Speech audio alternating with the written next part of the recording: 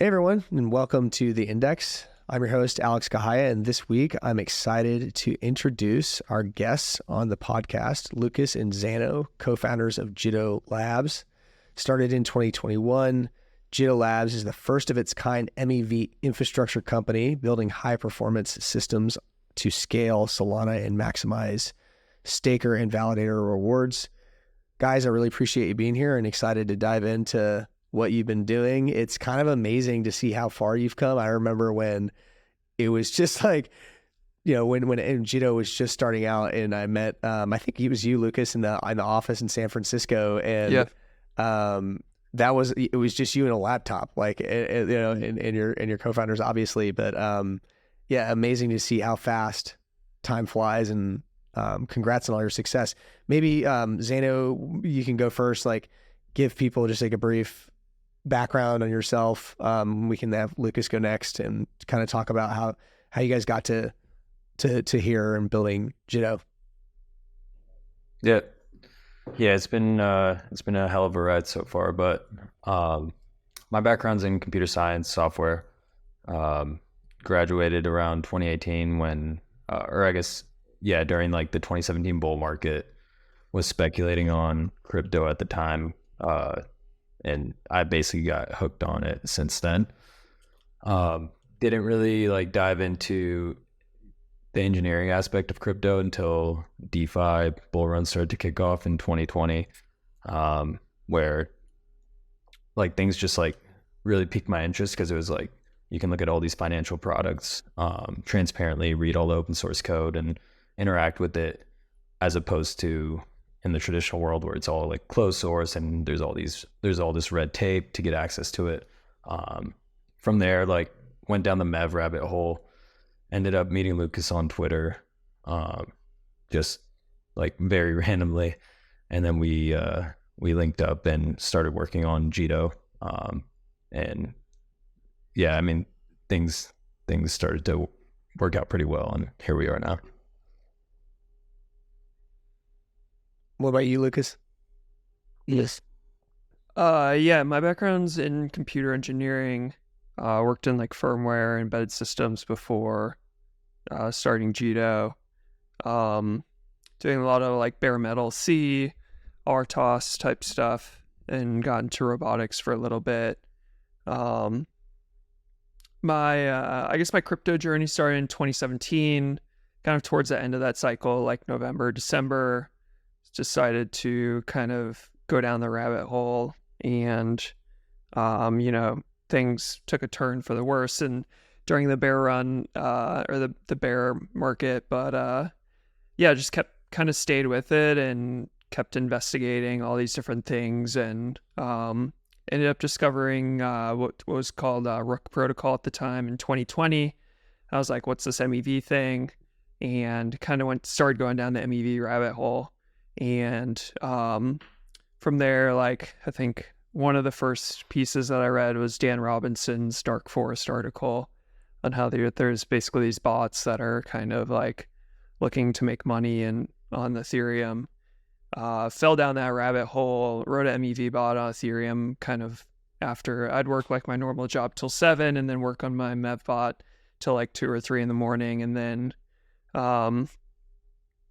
kind of gave that up for a little bit. It just was taking a lot of time. And, if you really want to be good at it, it's a full-time job, and there's people that are constantly gaining an edge, and it's a constant competition. So put that aside for a bit. And then I think my first foray into Solana was the 2021 hackathon. And so I built a little project there, and kind of, I think maybe a little after I met you and some people on the Solana Ventures team, and started to kind of brainstorm okay, I think I'm ready to leave my full-time job and work on the Solana thing. It's super cool, super fast. Someone that interacted with Ethereum and some other blockchains at the time, and they kind of just were expensive and slow. And this was kind of just this magical experience. Is this really a blockchain? So kind of just started ideating on things on Solana, and then eventually kind of settled on MEV as, taking some stuff that I learned on Ethereum and kind of applying that to Solana, and try to make validators and stakers more money. And what is MEV for like the non-technical people who maybe just don't know? Can you just explain it in simple terms? Yeah, MEV stands for, I guess back in the day, it was miner extractable value. It's mainly taking place on Ethereum and some other networks, and Ethereum moved to proof of stake, so then they kind of renamed it to maximum extractable value. The basic idea is that as a block producer, you are looking through all these transactions, figuring out how to like order them, and by kind of ordering those transactions in certain ways, you can make more money than you otherwise could. And so MEV is basically the value that you can make by reordering those transactions. And so I guess like for a super common example of MEV, that's arbitrage. So you can imagine Zano makes a trade on Orca, and he buys with like $10,000 of width. Now there's a arbitrage. He pushes the price up a lot on the Orca market. Now the price is a little lower in other places. So basically an arbitrage bot can come in and arbitrage those two markets. And basically bots are willing to pay more if you give them opportunity, like priority access to arbitrage that state. So that's like one very common form of MEV. Keeping prices in line between different markets on Solana and other chains is pretty important for like efficient price discovery. So what high frequency traders have been doing since like the late 90s and early 2000s across all the different exchanges. Oh, so this is something that in the TradFi world, there's already this concept of MEV. Like, how does that work? Yeah, it's a little different.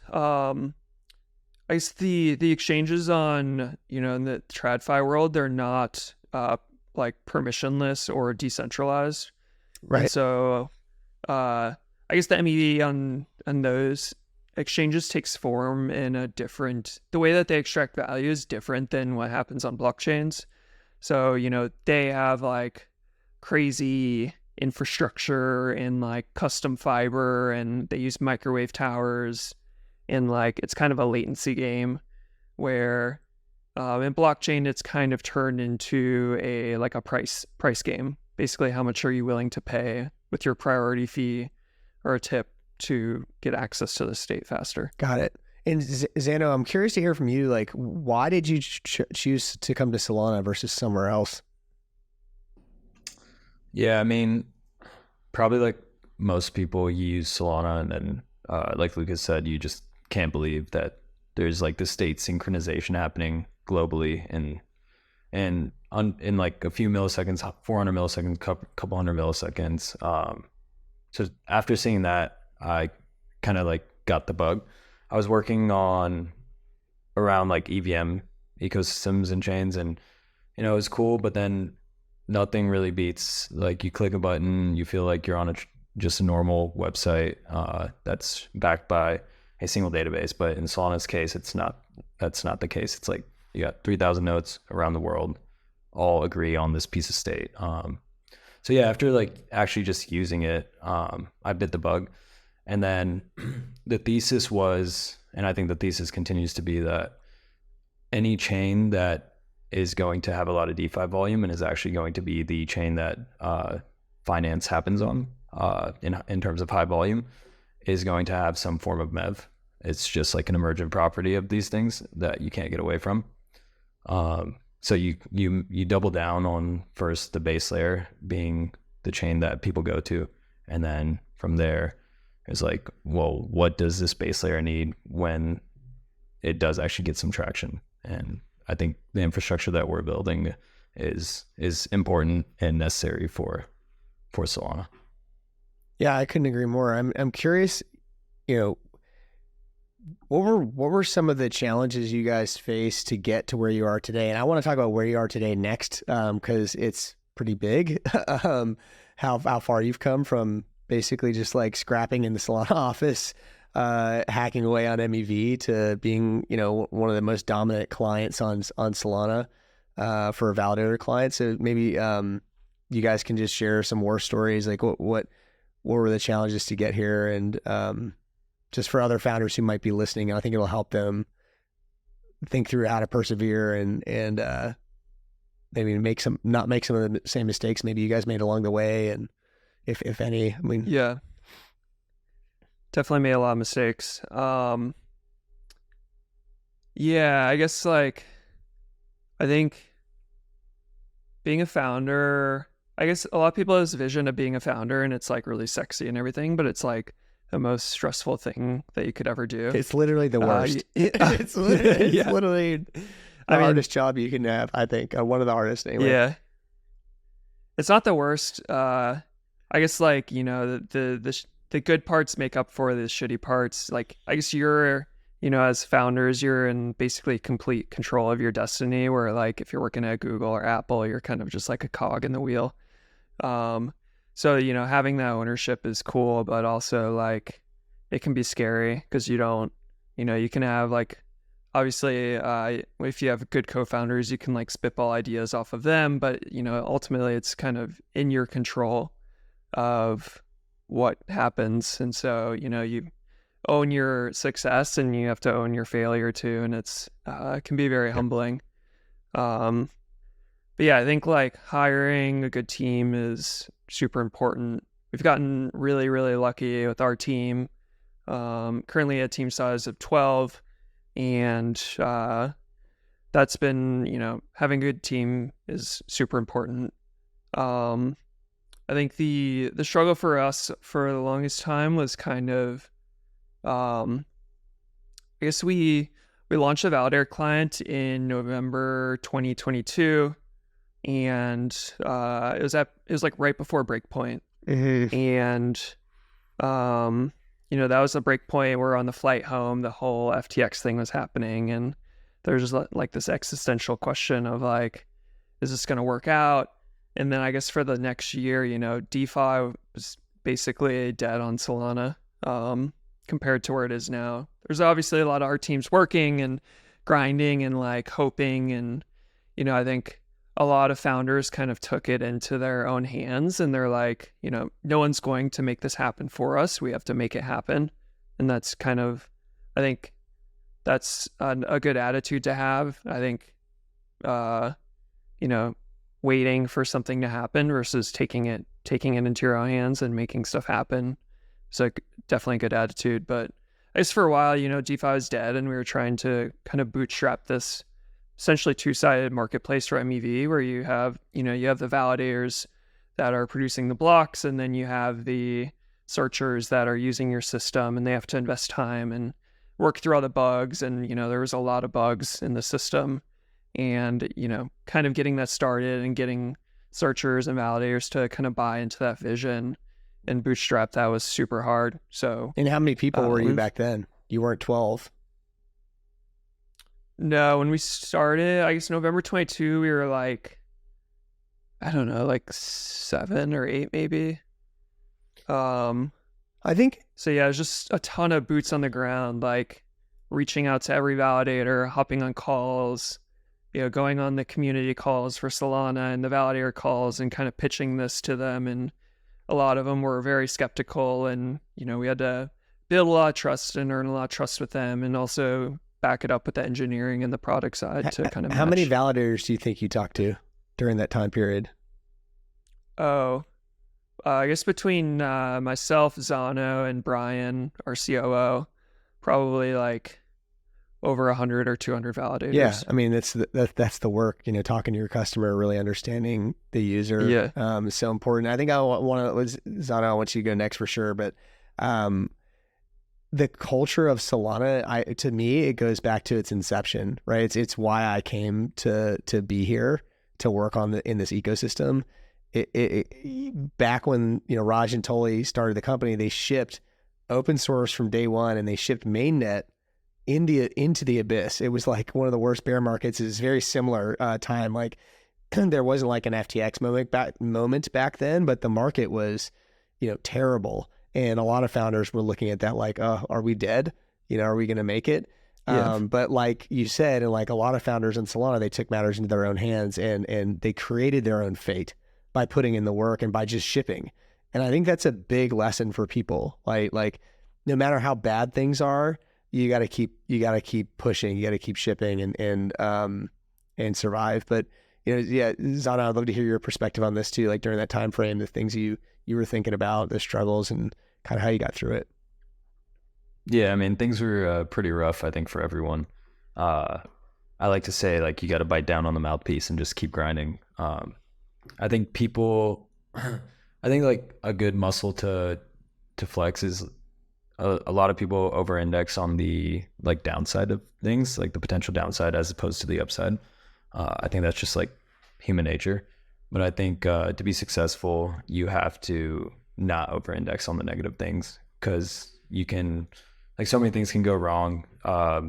You got to look at the upside. Like, okay, we're going to double down on Solana. We believe in Solana. We see all the devs here.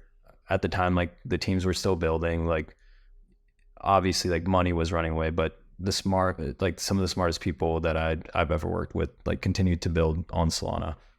So really, it's like you double down on the ecosystem, on the community.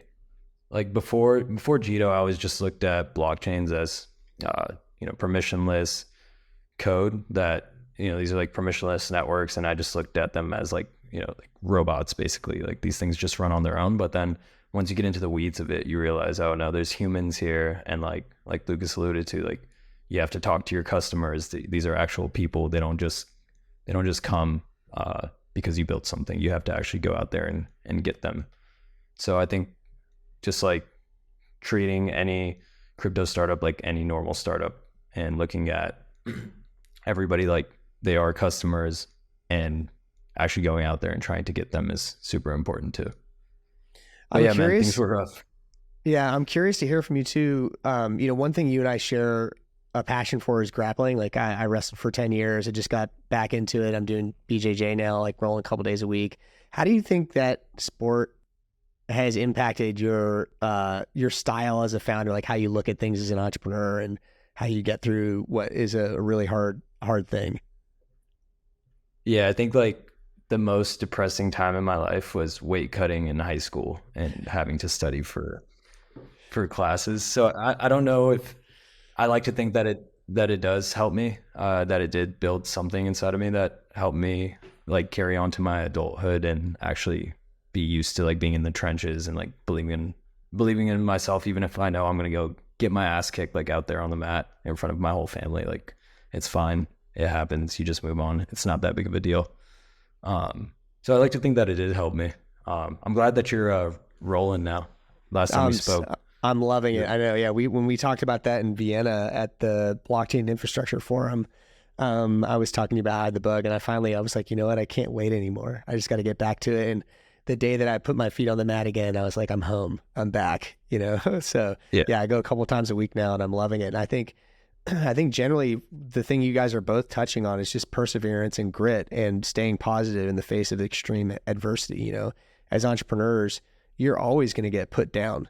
And I'll tell you, I've been an entrepreneur most of my career, and it is just, everybody kind of has this cliche about failure, but I don't think that cliche really fully encompasses the pain that you go through to create something out of nothing, to take an idea and make it a reality. So I guess it's a nice transition into what's the reality today? Where's Jito today? Give me some stats and some help people understand the impact you guys are having on Solana.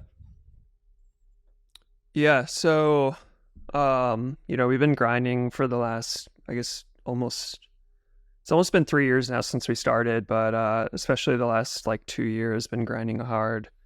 Today there's around 820 or 830 validators running the Jito Solana MEV client, currently sitting at 69% of Solana stake running the client. There's a lot of large institutions running it, from like Coinbase and P2P and Figment, staking facilities, a ton of high quality institutions, to some of the one-man shops like, Shinobi Systems, Lane, Juicy Stake, all those guys, and so that's, that took a very long time. The system, I think back in like March of last year, we were doing around like 40 SOL in tips per week. And now we're doing around 40,000 SOL tips per week. So we're generating stakers, Wow. Roughly, let me see, I'll pull it up real quick, but I think we're generating stakers like invalidators are around $1 million per day in money that they weren't, I guess, otherwise getting.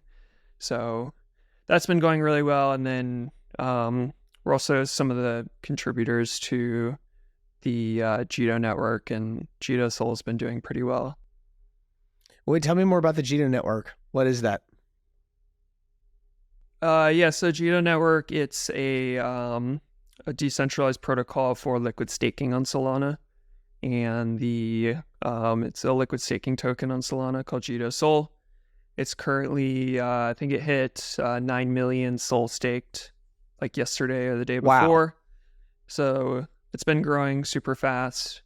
And yeah, it's, it's pretty similar to other liquid staking tokens that you may be familiar with, like Lido's Staked ETH or some of the other ones on Solana. The main difference is that JitoSOL stakes to validators running the MEV client. And so it earns, the normal inflation plus the MEV from validators running the client is distributed to JitoSOL stakers. And so right now that's, if you look at a Dune dashboard for JitoSOL, it's hovering around like 5 to 10% increase in yield.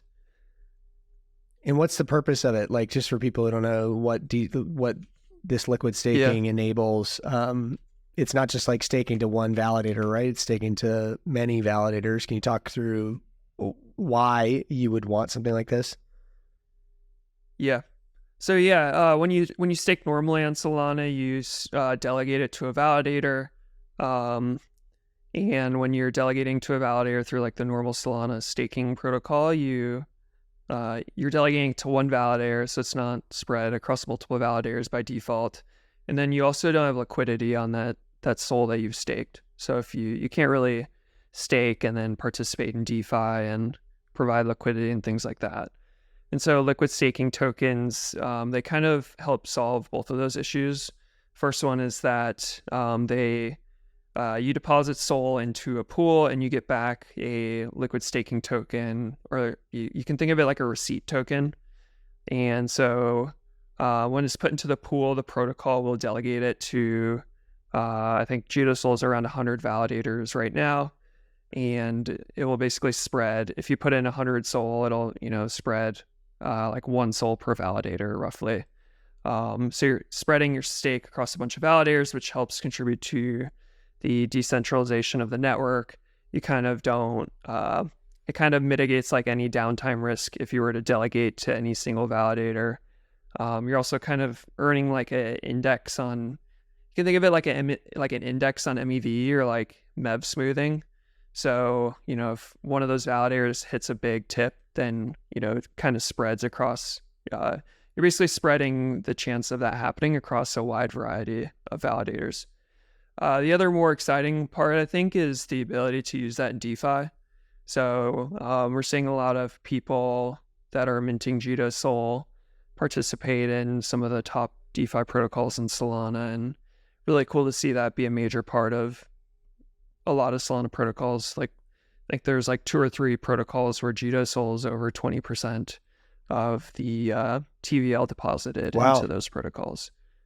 So it's really cool to see that. That's kind of helping grow the Solana DeFi ecosystem.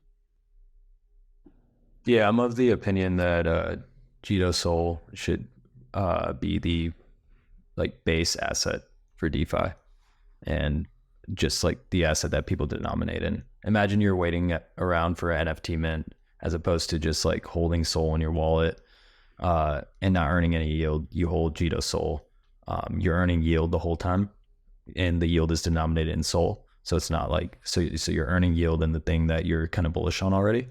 And then you can go ahead and whatever, when the mint comes around, you buy the NFT. So it's like productive capital as opposed to just capital that gets inflated away through protocol. Yeah, because emissions. you have to kind of move your money around to get the SOL out. If you're staking it and earning yield on it, you're gonna have to move it to buy that NFT, assuming you're fully, or just not stake it, right? So then you're just not earning, and so this kind of solves that problem, lets you get the best of both worlds. Yeah, exactly. So what's next for you guys? Like, what are your plans going forward? What's exciting and new that maybe people haven't heard about or don't know as much about, if they're listening in, that they should be looking out for? Yeah, I think like one thing to look out for is I think everyone's kind of aware of some of the issues that Solana's gotten really popular, and with that popularity, there's a lot of growing pains. So like just like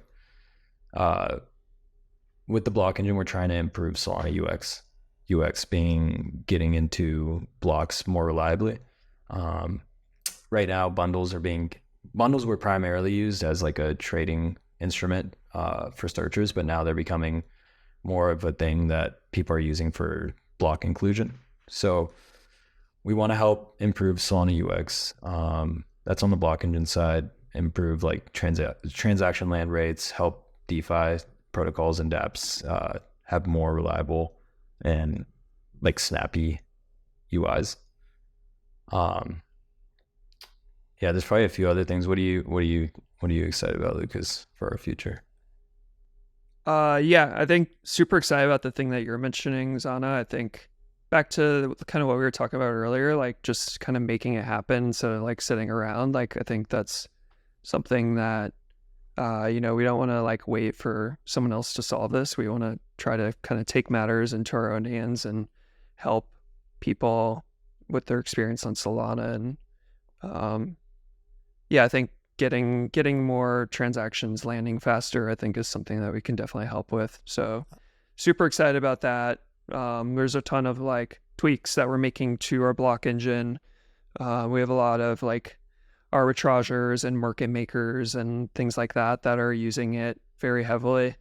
I think we're forwarding, let's see, last week we forwarded like 12 million bundles to the network. So looking to increase that, like double or triple that. So I think there's, that would be super cool if we can help market makers and professional traders, in addition to normal users, kind of accelerate their transactions. There's some other stuff going on too. Try to think what I don't want to leak too much alpha right now, but don't feel pressured. You don't have to share anything you don't want to. It's all good. I will like use that opportunity to just double tap again on this culture of like taking matters into your own hands, this extreme ownership. Like, you are Solana, right? Like, all these builders who are building on Solana are what make it what it is. And if you're listening and you're a founder out there, you need to like really realize that. The job of the Solana Foundation, for example, is just to be like a connector and like a steward, but we are not.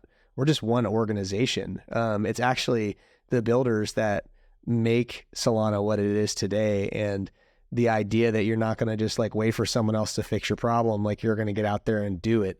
This is what makes this ecosystem so great. I think it's like, I have been thinking about this a lot lately, as I look, because I hit my 3 years working on Solana at the foundation like a week or two ago, and just looking back and thinking through why I came here. I'm amazed at the founders in our space, at you guys, at like this, it's actually where we all dreamed it would be, as far as the community actually owning this thing, not just in, not just like owning the token or anything like that, but really just owning the ethos and owning the mission, right? Like, of what we're all trying to accomplish. That's amazing. That's amazing to see, like a decentralized community of people all pushing in this direction. And, obviously people have different opinions of how to get there and whatnot, but like, that's not being driven by anybody. We're out of the foundation, and the people I work with, like, we're just like kind of out of the way. Like, just, you guys do your thing and do, and it's going to work out. I feel great about that. Yeah. I think there's, there's definitely a lot of things that need to be improved, and I think you can definitely tell the teams that are kind of going out of their way to help improve the network, not only from the core layer, but also with app design and just building things that people want. And I think maybe this is a little hypocritical as like an infra company, but I think there's a lot of cool people that are building applications on Solana for users to kind of bring them on chain, and super excited for that, because that's kind of just like a grow the pie for everything. Yep. For everyone. Totally agree. Yeah, you can't have an attitude of like, oh, that's not my job, or oh, that's like Anza's job to fix whatever networking issues and whatnot. There's like, it's cool to see just like all these different teams, the smartest people from different teams get into a Discord or a Slack channel or something and talk about like client issues, different protocol designs to alleviate some like negative externalities related to like MEV and stuff. So it's just cool to see everybody just get together and be passionate about the entire stack, because like at the end of the day, Solana is like our project's home, and we want to make sure the foundation is super solid. Agree. So we're kind of at the top of the show here, and what I like to ask people is kind of the same question, like, what have I not asked you that I should have asked? Oh, that's interesting. Oh man.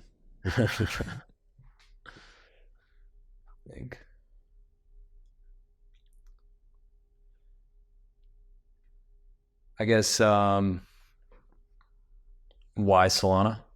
Maybe. Go for it. I don't know if we actually. Yeah, I think. So I think like if you want to run the global financial system on a decentralized network, it has to be super snappy and super fast. And also you need atomic state composability. So I think that's why Solana is like bred for that. Basically, it's the whole design philosophy behind Solana is take some of the best hardware, not necessarily like mainframes, but like hardware that's going to require sophisticated validators and like validators that have to put in some work and time investment to run the network, and try to maximize how much data you can push out through those cores. So with that philosophy, you basically scale the blockchain as hardware technology improves over the years, and that's what you need to run the world's financial system, because that stuff's pretty important to run fast and efficiently. So that's why Solana. What about you, Lucas? Doesn't have to be why Solana. It could just be something else we should have asked that I didn't ask. Yeah, I mean, I think why Solana and why the SVM, I think all this code is designed from the ground up to be high performance. I think EVM is not designed to be high performance. It's basically there's just a lot of inefficiencies with the EVM. And so I think the SVM is like a building block. I think it's the best virtual machine and programming environment that you can be in right now. And I think eventually every chain will run into performance issues, and you'll just need to keep squeezing that out. And Solana's definitely Solana's prioritized the performance of the chain and the SVM. And I think Solana does get a lot of pushback on its economics, but I think that, the economics are pretty easy to fix. I think there's a lot of, you're kind of just like tweaking variables and, adding code to, burn 50% of the fees or whatever it is, where the performance is the really hard part, and that's kind of the engineering. Yeah. So yeah, I think Solana's set up for success from an engineering standpoint. Well, and I think, we've seen the fees that are paid out by the network go up, which I think is partly due to Jito, but I think it's also partly due to just the velocity of money, right? So the being the fastest chain, like money moving around at the speed of light, as that scales, the network makes more money, right? Because money's moving around faster, and those little fees, even though they're smaller, they're orders of magnitude more of them over time. So in theory, I think that that's like another place where things start to make a lot more sense in the long term from an economic standpoint. Last question, I did think of one that I kind of want your opinion on. One thing I love about Vibhu is he's never like shies away from controversy or like being willing to kind of ask the question that maybe other people or don't want to ask. And he was, I had a feeling this was coming. Yeah, he was talking about L2s and how he thinks like L2s on Solana are going to be needed. What's your take on that? Like, do we need L2s? Why would we need one? Or not? You know, I'd love to hear your opinions.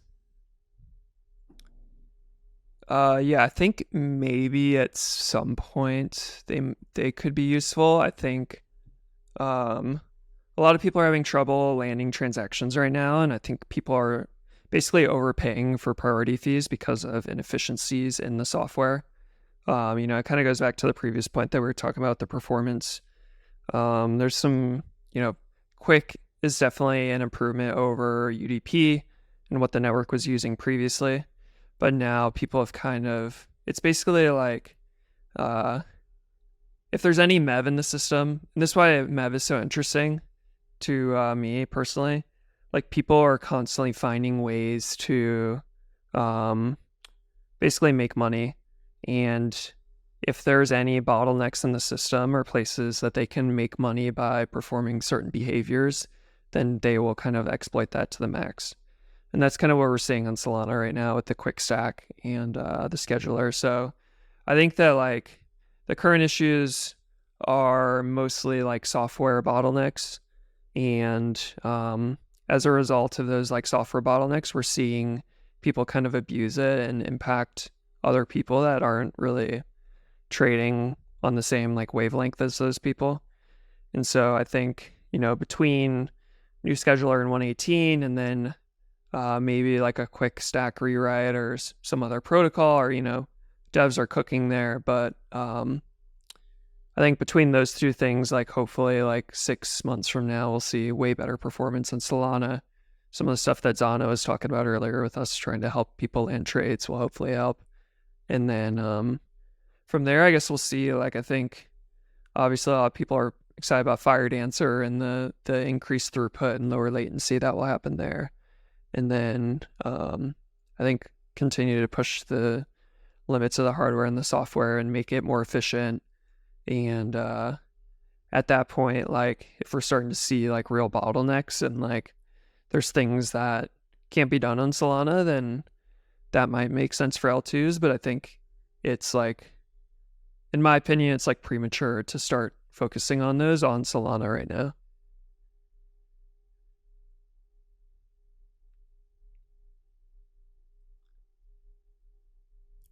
Oh, I you're didn't muted, realize I was Alex. muted. What about you, Zano? Yeah, I guess thoughts on L2s on Solana. So I think maybe a slightly different take. Solana's set up to be like the perfect setup for L2s. It's got the highest throughput right now.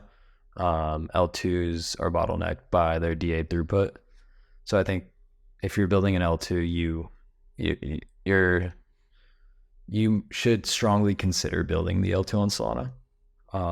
Now, whether like Solana needs L2s, I don't know if that's necessary. I think it's more the other way around. Like L2s could greatly benefit from Solana. There are like some things that need to get built before that actually becomes a viable reality, like data availability sampling. I know some teams or there's a team working on a light client for Solana, so I think that needs to come out first. But yeah, I mean, L2s could benefit from Solana. There's still like a ton of juice to squeeze out though on the base layer. So I like both.